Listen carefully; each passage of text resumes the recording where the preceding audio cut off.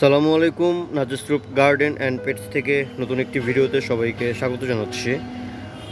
কিছুদিন যাবৎ বলতেছি আম হারভেস্ট করব, অথচ আম কিন্তু পাকতেছিল না। কিন্তু আজকে মোটামুটি আমরা এখান থেকে আম হারভেস্ট করব ইনশাল্লাহ। অবশ্যই হারভেস্টিং ভিডিওতে আমি আপনাদেরকে ফুটেজগুলো দিয়ে দিব। এই যে এখানে কিছু কিছু আম আজকে দেখতেছি যে ভালো পরিমাণ পেকে গেছে। এই একটা আছে, তারপরে এখানে একটা আছে। তবে যেগুলো পাকছে এগুলোর ভিতরে সবই যে আজকে হারভেস্ট করব তা না। যেগুলা একেবারে না করলে না সেগুলোই নিব, আর বাকিগুলো হয়তো মানে কালকে নিব।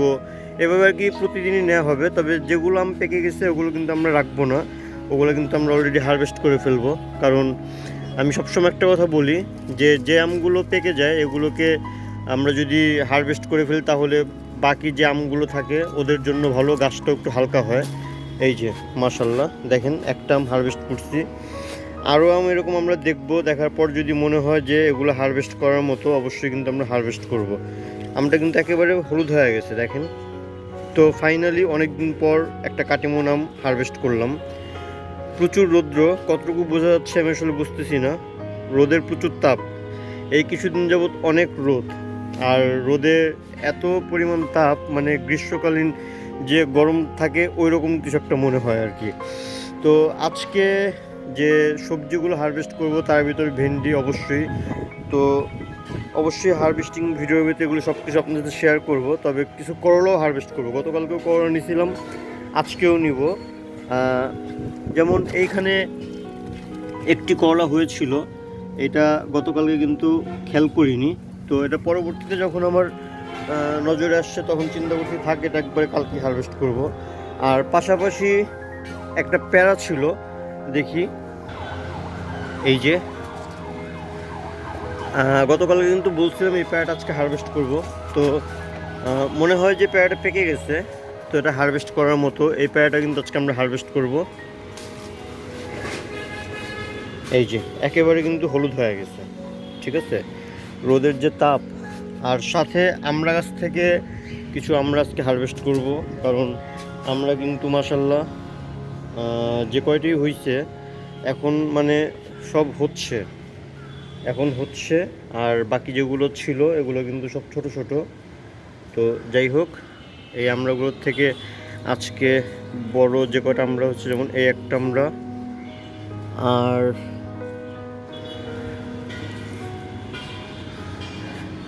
সম্ভবত আমরা কিছু পড়ে গেছে বা ঝরে গেছে এমনটা হতে পারে। কারণ এখানে একসাথে তিনটা আমরা ছিল, এখন জাস্ট একটা দেখতেছি। এই সাইডেও কি আছে?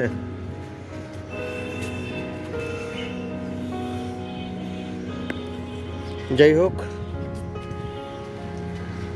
আমরা সম্ভবত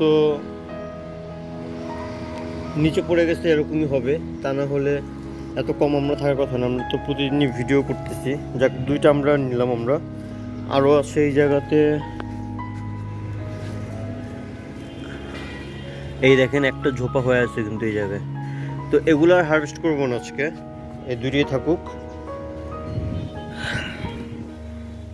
পাশাপাশি এই জায়গাটাতে দেখেন আবারও গাছের অবস্থা খুবই খারাপ।